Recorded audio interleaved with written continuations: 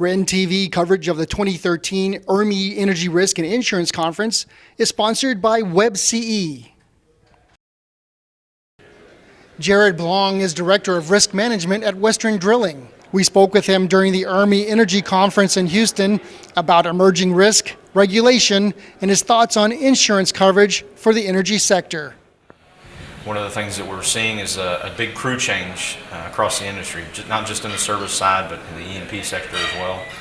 There's a big gap in talent and competency, and this is a major challenge that we're going to have to figure out how to deal with on a risk side as far as human capital is concerned, but also how do we continue to bring new people, new, bright, energetic, unconventionally thinking people into the industry, and yet continue to tie into the lessons that we've been learning for so many years from these great seasoned veterans that are exiting right now. Challenges in the political climate, do vary state to state for obvious reasons because of civil reform or lack thereof that exists.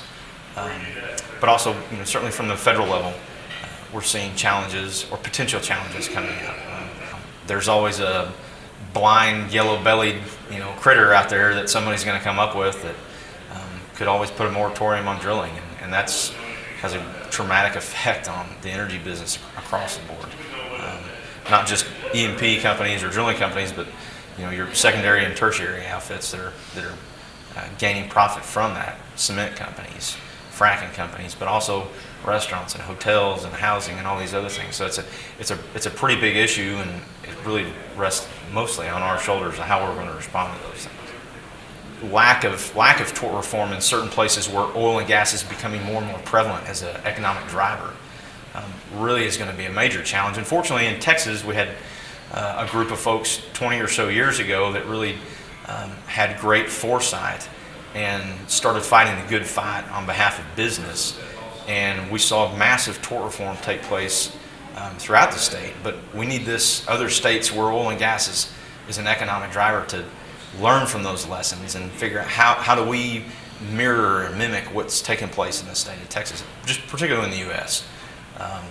I can think of a particular example in New Mexico where traveling employee doctrine is a really hot topic, at least for me right now it is, but it seems like it's a growing hot topic of, when are we responsible for people? When they get in the car, when they get on location, how do you determine that, and how do you legally put parameters on what that zone of danger is, and then how do we economically account for that via insurance or policies internally as we operate, and trying to take care of our people and be responsible with them as an asset, and just human beings in general. Right now in the energy sector, I think the most difficult risk to mitigate is what's coming down the pipeline through Washington and through the state capitals. It's such a wild card. We think we've got a good handle on it, but we as an industry, risk managers, general managers, CEOs, insurance professionals, everybody has got to be on the same collaborative page in an effort to continue to promote what we do, and what we do is great because it's necessary for our economy. And we all, in this conference, we all believe in what we do, that it's an economic engine for the United States. And it's an economic engine for the world, and so they're all watching how we do it and how we respond to regulatory environments. So that's the wild card, that's the joker that it can always come out to nip at our heels. And it's not that we want to keep it at bay, but we want to figure out how to collaborate properly with regulators and enforcers to make sure that this is a win for everyone.